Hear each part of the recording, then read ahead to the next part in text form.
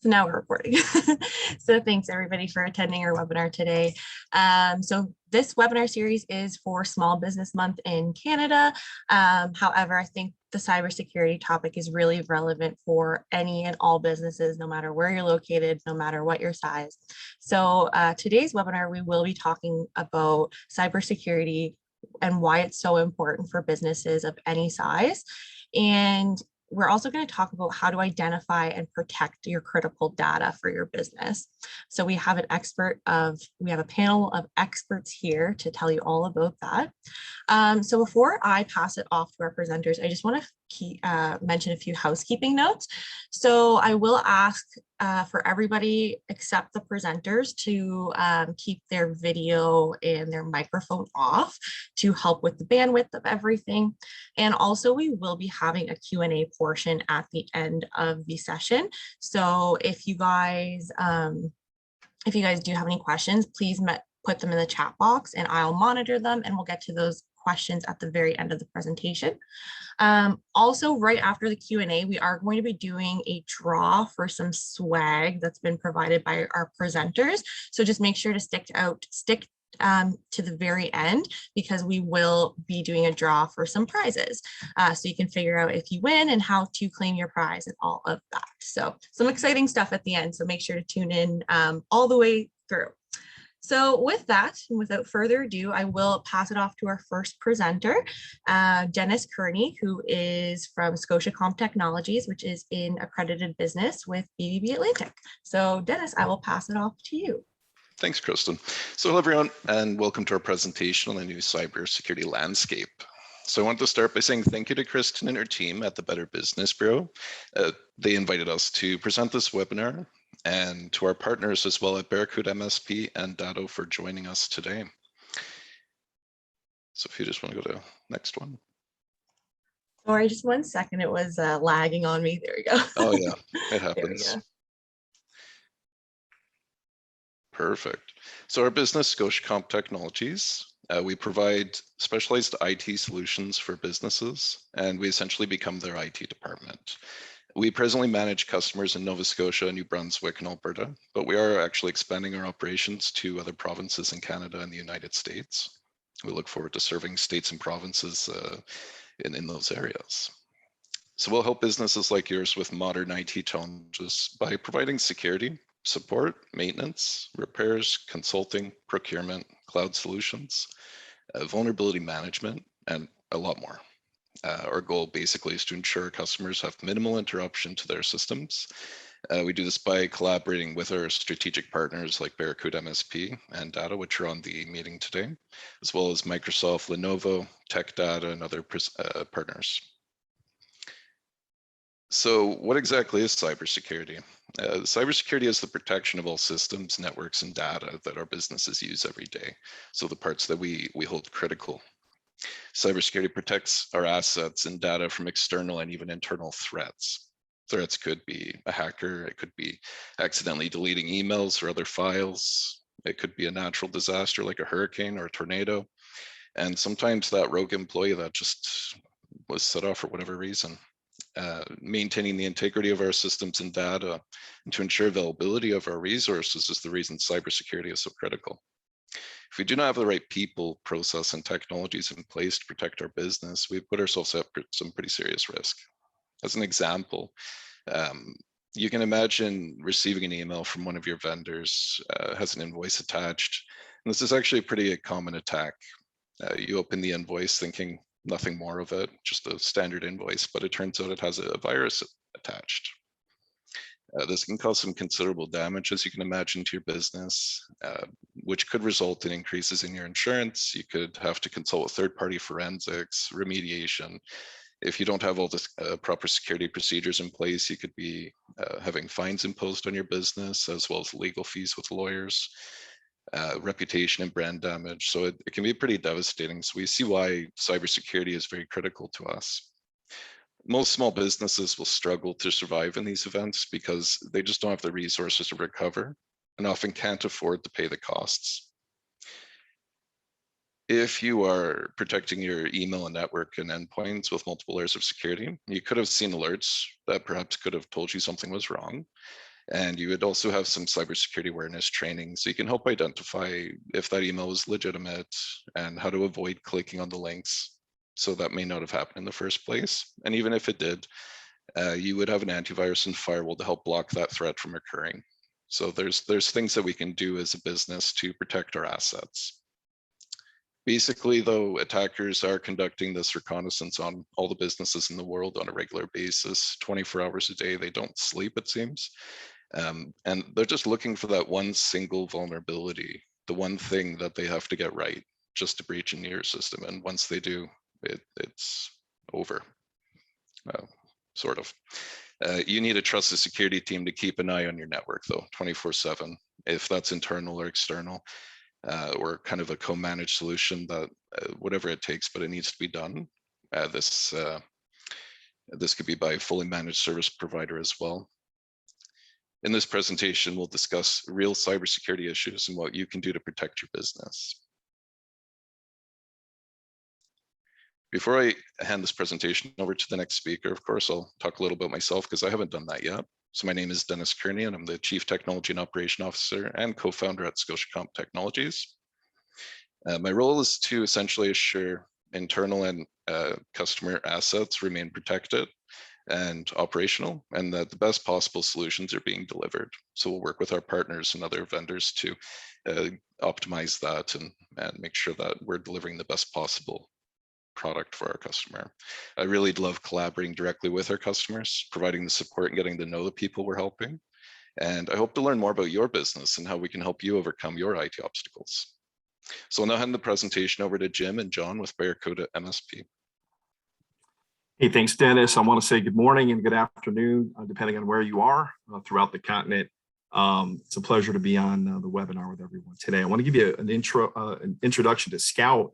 We're a 7-year-old company that was recently acquired by Barracuda. We're headquartered in Melville, New York, and our team has been nationally recognized for the work that we do delivering cybersecurity solutions. Our goal is to make cybersecurity accessible to all at a cost-effective price. We do this through a suite of products that include network and log security monitoring, endpoint protection, email protection, O365 monitoring, and all of this is backed by our 24/7 365 security operations center. So through our tools and our SOC, we provide round-the-clock eyes on your network. So through a multi-level view into your network, we can see if there's some type of threat that's emerging, and we can act and respond that much quicker. So along with ScotiaComp, we can act as your 911 call for your cybersecurity needs. And lastly, on Scout, we're proud that we moved up from 61st to 45th on the list of the top 250 MSSPs. And a lot of that has to do with the trust and the commitment from our partners like ScotiaComp has actually made to us. So my role here is regional account director. And a quick snapshot of what I do is my focus is to develop strategic relationships with MSPs like ScotiaComp and provide them with high quality cybersecurity products and solutions so they can in turn deliver it to you. Joining us on the webinar is one of our sales engineers, John Danino. John, why don't you take a moment to introduce yourself? Awesome. Thanks, Jim. Yep. As Jim mentioned, John Danino here, sales engineer with Barracuda MSP. A little bit about me, my background, compliance, cloud, SIM technologies. And I'm really excited to be here today and conduct a hacking demo, which should be pretty interesting. Great. Thanks, John. So I want to talk briefly about what's out there right now, the cybersecurity landscape. First, I'd like to start with something that really hasn't changed, and that's the lack of cyber talent that's out there. So because of this lack of talent, over 375,000 jobs will go unfulfilled in the United States alone and millions across the world. And that's something to keep in mind if you're not going to partner up or move forward with an MSP that has a back-end solution similar to a Scout, because we're big enough to grow and to scale with the needs of that MSP. If you're picking a company that has a SOC that's limited with the amount of people that they have, and they have some people that leave the company, they're in a pretty rough situation. So The lack of talent is certainly something that should be on everyone's mind. An example of something that has changed is the target market that criminals are going after. They predominantly would go after larger companies because there were more lucrative things that they could pull out. But with a lot of these larger companies bolstering their cyber posture, the criminals' focus has changed. And they're now concentrating a lot on the SMB market, which really comprises a majority of the cyber-related crimes. They're easier targets because they just don't have the safeguards in place, whether it's availability, lack of budget, or they just don't know what to do. And that's where ScotiaComp can come in and help you out with the partnerships that they have with Scout, Barracuda, and also with Datto. Some of the changes that we're anticipating moving forward, we've seen a massive increase in data. So if you think about, with all of the devices out there and all the data creation, there's been more data created in the past 3 years than since the beginning of time. So it's really is a job in itself, just trying to secure all that data. So businesses have much more complexity to deal with when it comes to securing their business environments. And regardless of the size of your business, the attack surface has increased based on the growth of connected devices. You can see right here under 2021, the Internet of Everything. Think about all the devices that are connected, like your Alexa, your smart home. This goes beyond just your what you have in terms of your computer network. So there's so many gaps and so many ways for a criminal to access your data and move around your network. And that's something that, it takes a high level to block those threats. So working from home or working from anywhere makes it even that much more difficult to protect against. Those are the type of things that we've seen, some of the things that we're anticipating. So hope that answers some of your question. It gives you a clear picture on what the cyber landscape looks like. Move to the next slide. Great. So the anatomy of an attack really is what this is. So this is just to give you a visual of what hackers do. So a hacker will start off by targeting a user, and this is most commonly done over email. We think about 90% of the time that's the way in. And once a user clicks on an email from a hacker, they can gain access to the network or cloud service. And this is what we call a foothold. A hacker will then try to move around the network and try to find some things that can be of value to them, and they will often give them into another way. They'll go through a back door and they'll find a way to access this information. So once they're set up, they'll begin to impersonate a user, and they'll look for things, like I said, to extract a value. And that's when they're going to take that information and sell it on the dark web. And this is just really a high level overview of what an attack would look like. But I can pass it over to John right now because he's going to give us a demonstration on what that really can look like. Awesome. Thanks, Jim. Yeah, so I guess to kind of preface this before I show you, I'm going to be switching between two machines. One, I'm going to be playing the role of the attacker or hacker, and then I'll go ahead and transition over to another machine where I'll play the role of the victim. So let's go ahead and bring up that screen share here. All right, y'all should be able to see that now. On the left side, I have a tool called ZFisher. This is freely available, and this is a tool that's going to help me craft brand impersonation links, and then I will then put that into an email. So you can see on the right side, I already pre-crafted my email. I made this look like it came from Microsoft. So I have the Microsoft account team. It's a security alert. And now I'm going to use ZFisher to sort of craft that link. And you can see I have all these options, whether I want to make a link that looks like Facebook or Google or Netflix, PayPal. In this case, I'm choosing option 4, which you can see corresponds to Microsoft. So this is going to do all the work for me. I'm going to go ahead and copy this link that it just generated for me. And then I'm going to go ahead and add this in as a hyperlink to the email. And we're going to send that off. So that was my hacker machine. Now I'm going to transition over to the victim machine. So you can see I did receive that email. And I'm going to go ahead and click that link. And as you can see, we have a pretty convincing Microsoft sign-in page. Now, I didn't need to know how to code or make websites or really anything like that. It's kind of the point of this is really to show you how easy it is. Attackers have it. So I'm going to go ahead and put in credentials here for a test account. Again, playing the role of the victim here. So again, this looks like a Microsoft sign-in page. I'll go ahead and hit sign in. And you can see this is going to spin here. And then we come back to the attacker machine. And you can see right there, I have the exact username and password that was just typed in there. So now with that information, I can actually go over to the real Microsoft sign-in page, use that username that we just got, as well as the password. Click sign in, sure, that's fine. And now we'll do what we typically see, which is try and maintain that persistence. In this case, I'm going to head over to the settings, and all Outlook settings, and I'm going to set up an email forwarding rule. So I'll head over to rules. I'll name this something inconspicuous like admin, and we'll bump this out a little bit here. And we'll add a condition that if the subject includes a certain keyword, in this case, I'm a hacker who wants money, so I'm going to forward over any emails that pertain to wire transfers. And then I'll add my third step here, which is my action to forward that to my email address. So my email address as the attacker. So go ahead and do that. And I could even add other actions here, like deleting the email from the victim. So that way they never even see the email come through and it just comes to me. But for this demonstration today, we'll have it go through. Go ahead and hit save and jump back over to the victim machine. And I am expecting a wire transfer email from someone.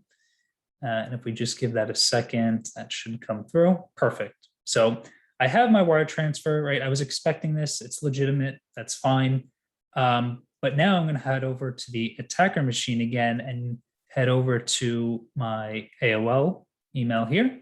And you can see I have that exact same email that was just sent to the victim, right? So now I can sit here and I can get every email that pertains to wire transfer. If I wanted it to be more broad, I could even do that, right? I don't have to put in a specific keyword. I can just look for really any email that comes through and sort of sit back for maybe months on end and really gain a lot of information.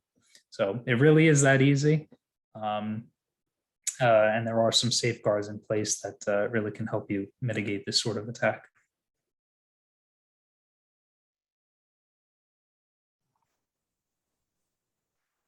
Great, John, thank you so much. So, what you might be thinking about, what can we do? Where do we need to begin in terms of trying to bolster our cyber posture and fill in those gaps? One of the key initiators is to identify the critical data that you have. What is the data that you can't live without that could, the loss, the prevention, the loss or the changing, the modifying of that data? How can that be something that's business critical and potentially a danger to the business that you have? I mean, these are the things that you need to get your arms around. So number one is the critical data. Number two is building those concentric rings of security around that data. Really looking at multiple views and multiple levels of protection, because in many instances, a hacker is savvy enough to get around a checkpoint, say a firewall or a signature-based antivirus. And number three, think about monitoring. It's really important to know that you have a problem. With network monitoring, we can see bad actors navigating around your network and gaining access. So monitoring provides our SOC team the ability to view your network 24/7, 365 to stop any suspicious activity before it becomes a problem. Then you have to think about time and reputation. So knowing that you have a problem early on is the difference between something threatening your business and your reputation. So what would the cost of not knowing that you had someone inside your network be? What is the impact of that stolen data, And what are the costs of remediation? What are the costs of your reputation taking a hit? What are the costs of the downtime of your business? What would the impact be if your clients, your patients, and employees lost confidence in you because you didn't have these safeguards in place? And now their credit card information or their patient data, a lot of things come into play in terms of not only is there potential for lawsuits, there's also the loss of reputation. Although you might be able to bounce back from that, it might take a long time to build a client list back that's going to be something that was equal to before you were attacked. And lastly, we recommend using a framework like NIST. This is really to prevent, detect, and respond to risks. The NIST framework covers and mitigates the risk by really focusing on people, process, and technology. So, it puts all the elements of cybersecurity into the, at a cost-effective price for you to have some type of framework for you to build upon and have some type of plan should something happen to you. If you follow the NIST guidelines, you can secure a network and you'll be in compliance that might be applicable to your industry. So think about financial, medical, manufacturing, or if you're working with the federal government. Hoping that these are some good steps that you'd consider having a discussion with Dennis about, maybe talking about what it would take to put something like that in place and potentially implementing that.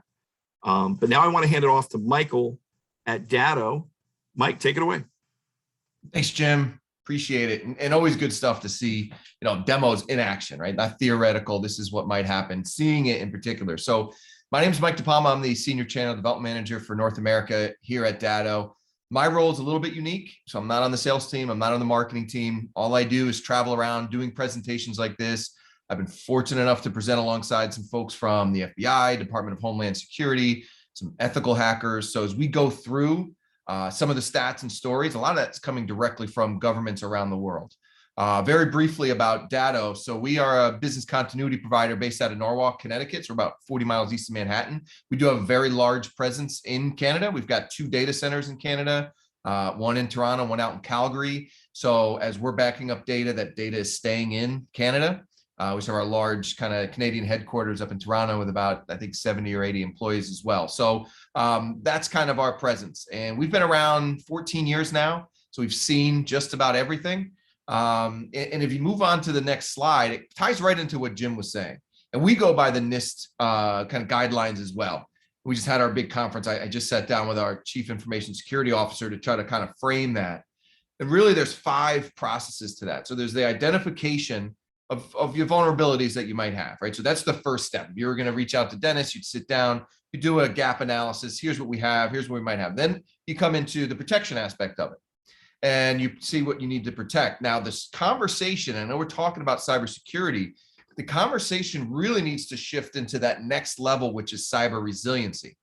Saying, we're going to put all these protections in place to make sure that, everything's kosher. But at the end of the day, there's still going to be human error involved. That's why that people, process, and technology is so critical. You could have all the best technology in the world, but if you don't have buy-in from your employees, you don't have the processes in place, the technology still is not going to be able to do everything that it can do. So that next cyber resiliency piece is, okay, what happens if? What happens if you are attacked and something gets through? The next step is how quickly can you detect this? How quickly can you get in there and then respond to it? And then ultimately, how quickly can you recover? Because at the end of the day, the biggest impact of these attacks is that length of downtime. It's the downtime from when an attack occurs to when you're fully up into production. So the attack, we call it the boom. What happens after the boom? And so if you look at the screen, you look at people, process, technology, if you don't check off all 3 of those columns, you're not as cyber resilient as you really need to be. Now, if you move along, we do a ransomware study every single year. This is the world that we live in. So I've been presenting on the findings of this report for the last 6 years. And we see common trends. Now, there's a lot of third-party data that we use, but we wanted our own data. We mostly focus on the small to medium-sized business. So we wanted to get data there because the problem is only about 1/4 of these attacks are reported to authorities worldwide for various reasons. For one, regardless of where you are, the government doesn't have a ton of resources to go look into every $8,000 ransomware attack, right? They just don't have the bandwidth. But the real reason that a lot of people just try to sweep it under the rug and either pay the ransom or just try to handle it in-house is because they don't want the reputation hit that will occur if all of a sudden they're splashed on the front page of the paper as the business in their industry, in their region that's been attacked. So a lot of times they're trying to kind of sweep that under the rug. But what we see as we look into kind of what those aftermaths, of the attacks are, again, it always comes down to the downtime. So if you go to the next slide, you'll see. So we talked to businesses that were attacked. And what was the major impact? It wasn't the payment of the ransom, if they did pay the ransom. It was the loss of productivity. And we see that time and time again. And, governments around the world are starting to really put things in the place where they've always been recommending that you don't pay the ransom.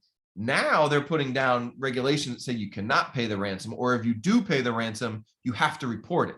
I know down here in the States, that's sitting in front of Congress right now, that if you do pay the ransom, it has to be reported. Because all the regulations, we all get regulated to death. We're in North America, right? So we get regulated to death. And what all of these regulations are doing, they're not helping to catch any of these guys. They're not helping to prevent any of these attacks, really. All they're doing is they're shifting that burden over to you and saying it is your job to protect your data, employee data, your client data, because even if you survive the attack, we're still going to come knocking on your door, and you better be able to slide across the table an incident response plan, a business continuity plan, whatever you want to frame it as, to show them that, yeah, we did all of our due diligence to protect ourselves and our business. And so that's what they're looking to do.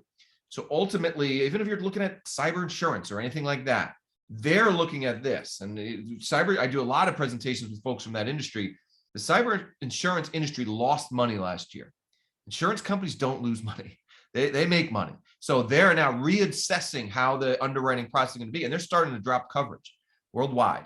They're starting to get, if you now have to fill out an application, what used to be 12 questions, now it's an encyclopedia of questions. And I think the important part of all of those things, in terms of whether you're compliant with whatever industry you're in, or you're looking for insurance, is not just to be able to check off the box. It's more important to understand why the box exists.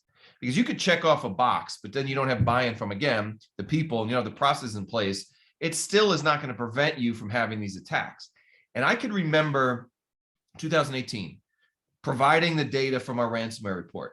And it was, I can remember the numbers because I did it 100 times. $4,300 was the average payment to a criminal from the small business community. Not enough to break the bank, but the impact, that loss of productivity and the ripple effects, was $46,000, right? 10 times higher, big number. That's the one that people would take their cameras out, take a picture.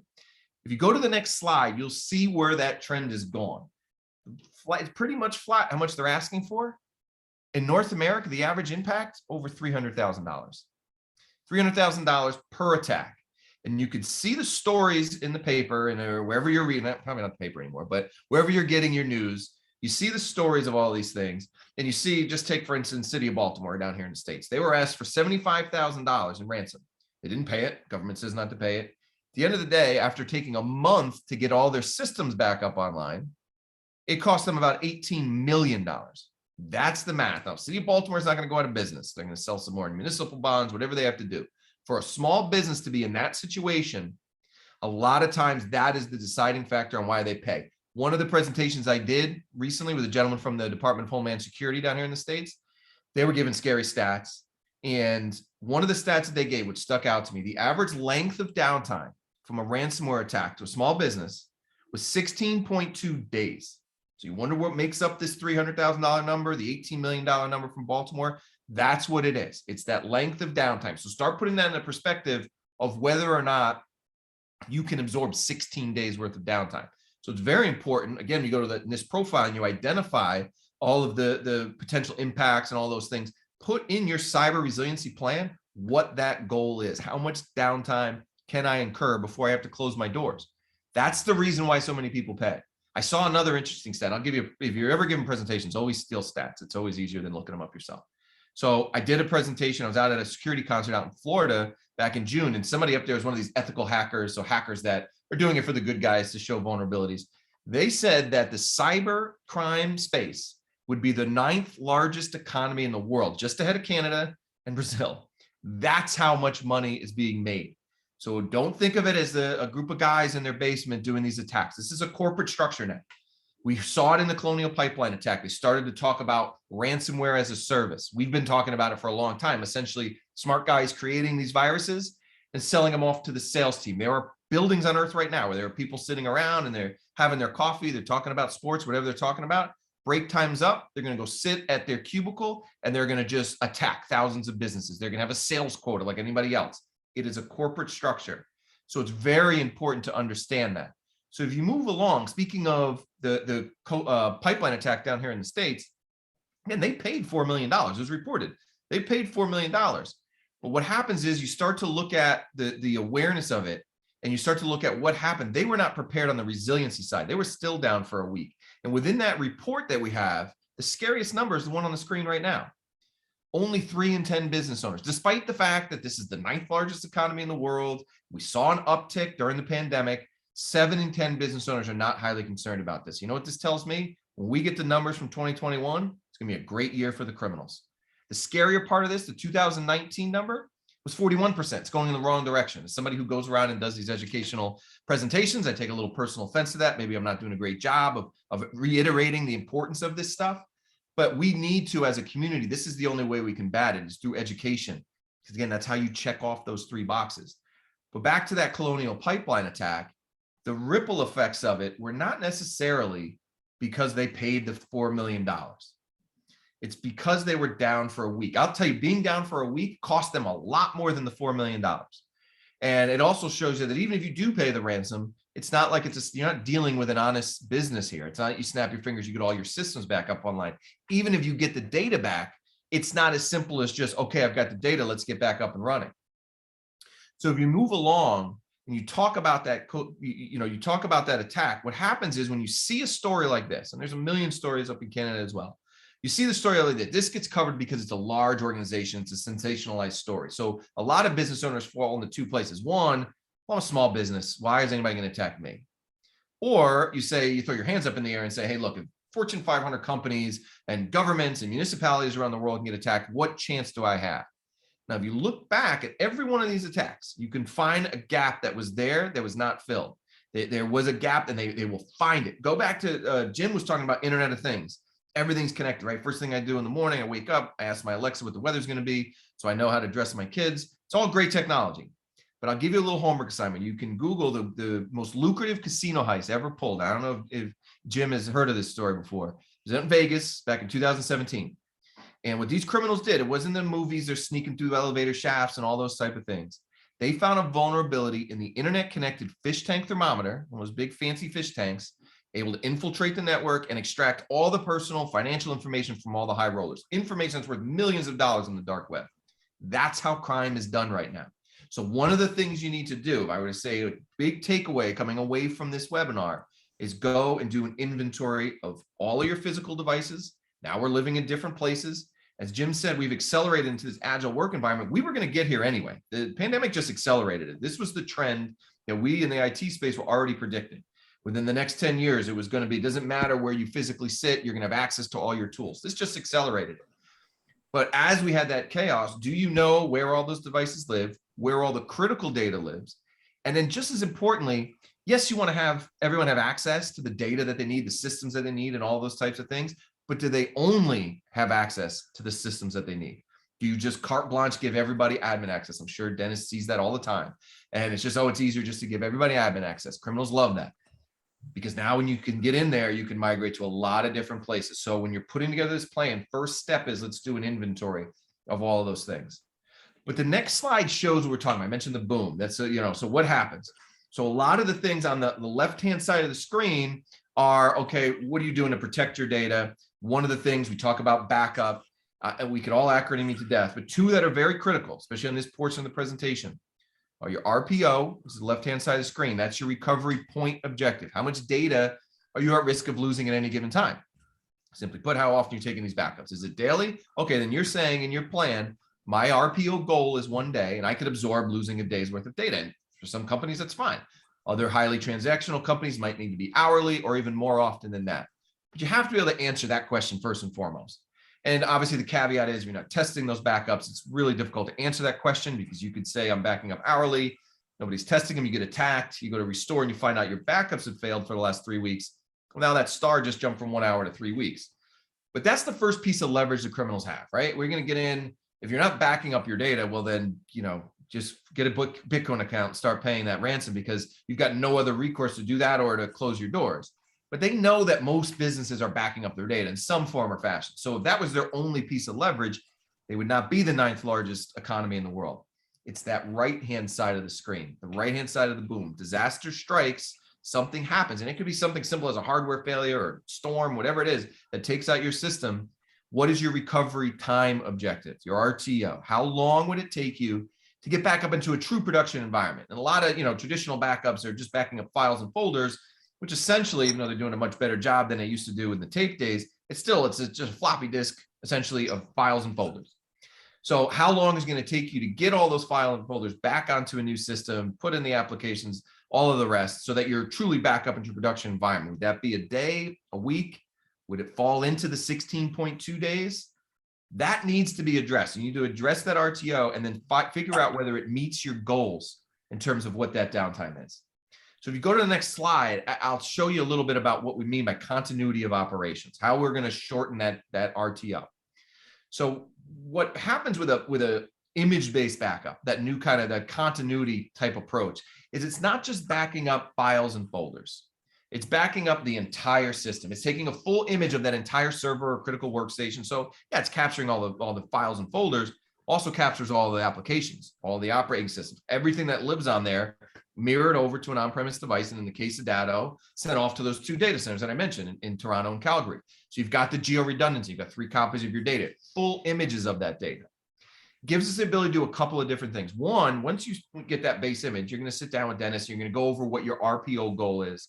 It's hourly. All right, we're going to set up these hourly backups. They're all going to go automated, trying to take user error out of it. All going to be tested both locally and on the offsite sync. So hopefully you wake up, see all these pretty green dots, everything's working. What happens then is what's going on in those backups. It's not a full backup. We're not taking full backups. It's not layered upon previous backups, because you'll also see stories what the criminals are doing now is they're getting into a network. They're not detonating those ransomwares right away. They're trying to go in and then encrypt the backup as well. But with this, we can create what's called an inverse chain. Because we're just looking at the changes that occur, every one of those backup points are independent points in time. So you get hit with 11 o'clock ransomware, you could roll back to the 10 o'clock backup and know that that is completely safe. It also gives you the ability to detect ransomware. Remember the NIST model. You want to be able to detect as quickly as possible. Well, this detects it in real time, not by looking at individual variants, because those are coming out new every day. Instead, taking a step back and saying, we know what the footprint of a ransomware attack looks like, because ultimately they're all trying to do the same thing. So as these backups are going along, they look relatively similar. All of a sudden, ransomware occurs and every single file and folder changes because they've all been encrypted. What's going to trigger an immediate alert? And it's going to say, okay, this has all the makings of every other ransomware attack we've seen. Go look into it. But also here's that last clean backup. But from that last clean backup, your first step shouldn't be, okay, I got to start restoring. That's the old way of looking at it. The new way of looking at it is I have to get everybody up and running as quickly as possible. And since we have everything that lived on that server, on that on-premise device, we would call Dennis and he would spin up what's called a virtual instance of that server. Okay, so that now everybody who had access to their information on that server that's now encrypted is operating off of this. This is operating as your server. For the most part, if it's happening locally, folks within the office won't even know that occurred. They have access to everything they need, production environment, taking backup. So now you could be in this virtualized state for several hours, days, weeks, while there's forensics being done, while a new server is being put in place, supply chain issues right now. You don't snap your fingers and get a server. And now when you're ready, when that new server is in place, you're getting back to where you were, not when Jim down the hall clicked on the red, the wrong email and got the scary red ransomware screen, but instead where you were the moment that server is ready to be restored. And you can actually start the restoration process while you're still in that virtualized state. So you're closing the downtime on the front end, but also on the restoration side as well. So what's happening is it's turning one of these events into more of an inconvenience, a couple of phone calls, as opposed to a business threatening event. You're reducing that downtime. You're going to be able to answer your RTO and RPO questions. And ultimately, all of these capabilities can happen locally or from the cloud. And these are all tested every single night as well. Every single night, spun up into the background, and you're ready to go. Now, moving on to my last piece before we open up for Q&A, data lives in a lot of different places now. We know that. The agile work environment, seeing a lot of movement to Microsoft 365. People don't call me on my cell anymore. They send me a Teams invite or a Zoom invite, right? So there's a sense of, well, that data is in Microsoft. It's very secure, and Microsoft's cloud is very secure. But when we looked at that ransom report, 1 in 4 of the managed service providers we talked to had a client that SaaS application was attacked. 2/3 of those were Microsoft 365, but we saw it in Dropbox, Google Workplace. They are still vulnerable. So if you start clicking through some of the next slides, you'll see whether you want to take it from our report or you want to go just wherever you consume your news, you see that businesses with data in these places are still being attacked. And again, it's not because of the brute force. It's because of user error for the most part. For the most part, they're waiting to find that weak link that'll click on that email and get them access to the systems. That's how they're getting in. And they have what's called the shared responsibility model. And what that means is, they're going to guarantee to some extent that the integrity of their cloud, but the data that lives within it, well, that's your responsibility as a tenant. And I've done plenty of webinars with folks from Microsoft 365 where they will talk about this exact thing. You have responsibility. If you're deleting data, we're not going to keep it forever. If an employee leaves, we're not going to keep all that data unless you want to keep paying for that license. If you get attacked and you open the door and let somebody in, that's on you. And so that's what we mean by the shared responsibility model. And I'll give you one last little Google search you can do in your free time. There's a gentleman by the name of Kevin Mitnick. And he was at one point one of the most notorious hackers in the world. FBI's most wanted list. He was caught, went to jail, came out. He was now on the good side. It's like, catch me if you can. He created a virus, live virus called Ransom Cloud. And you're seeing what it looks like on the screen now. And he came out to our big annual DattoCon conference back in 2019, and he showed it. It wasn't a theoretical, this is what it might look like. This was his live virus that he created. And he said if he was still on the dark side, this is where he would be attacking. He saw the trend already happening that I mentioned that's now been accelerated. Email comes in, anti-spam pro update, super simple. You click on it, every single email is now encrypted in your email box. And if you have admin access, well, now that can migrate to the entire domain. And then the only email you can click is the scary red screen from Kevin saying, okay, pay me some money in Bitcoin and I'll go and unencrypt all this stuff for you. So the moral of the story here is wherever that data lives, wherever that critical data lives, and now it lives in so many different places, you take an inventory of it. Is it protected on the front end? And is it backed up, and how long would it take us to restore it?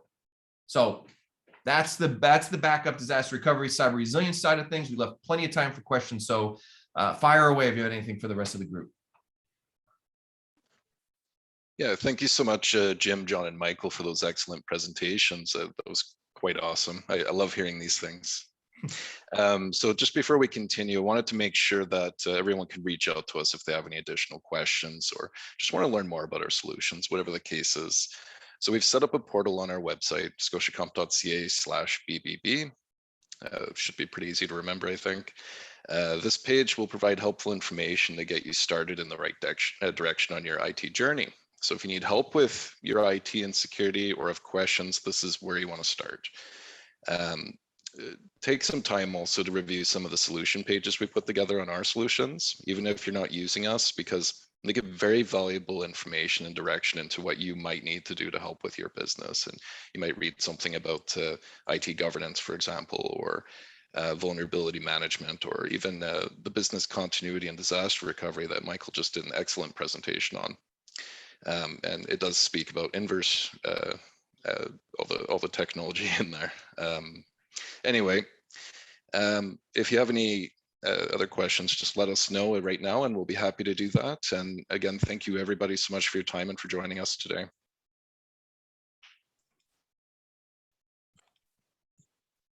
All right, that was great. Thank you guys so much. I know I learned a lot of stuff. I know at BBB we hear about cyber attacks and cybersecurity all the time, but John, it was really crazy to see how easy it can be. And Michael, some of the stats that you shared were pretty mind-blowing. So I know I got a lot out of it. So I hope everybody who tuned in also did. I don't see any questions in the chat thus far. So I will give some time for anybody who might have a question to pop it into the chat box there. We'll give everybody a few minutes for that.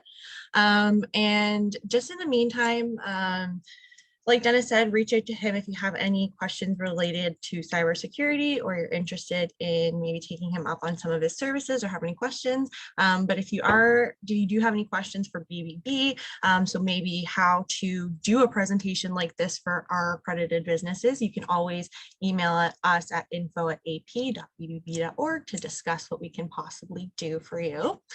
And maybe while I'm just waiting for any questions to come in, I will do the draw now. So we do have some swag that was provided by our presenters here. So I have written down everybody's name on a random list, a random name kind of generator here, to pick some winners for the swag. So I'm just going to pick 3 random names. So I have 3 winners, Paul LeBlanc, Maury Proven, and Tony Watfa. So if you all want to email info@ap.bbb.org, I'll put that email back on the screen so you can see it. So if you 3 want to email me with your information, I will send it over to our presenters, and they will be able to send you your swag. So thank you very much for that. And let me just share my screen again here so you can see that email. Perfect. So yeah, so if you just want to email me your information there, we can get your swag sent out to you. So we do have a question. So maybe I will send this over to Jim, and then whoever else kind of wants to hop on. So Bob is asking, how realistic is it for very small companies with maybe just a couple employees to implement necessary protections as presented today? It's realistic. We do it every day with our partners here at Scout. And if you think about how a small business can be impacted based on the criteria that Mike was talking about, downtime, in terms of the revenues that you're building, that could be threatening to your business. So we have it where we have solutions that we put in place with our partners where we can secure small companies at a cost-effective price. We have 5 products in our suite. It's not an all or nothing type scenario. We will smartly help in deciding what's going to make the most sense for you based on your budget, your need. Talk to you a little bit about if you have any compliance issues, any kind of regulations that you have to live up to. So that's a great discussion that we can have. You can have it with Dennis. You can certainly have us on. We can discuss that with you, but very realistic. And there's a lot of companies with just a couple people that have taken cyber very, very seriously, and they are now protected because of that.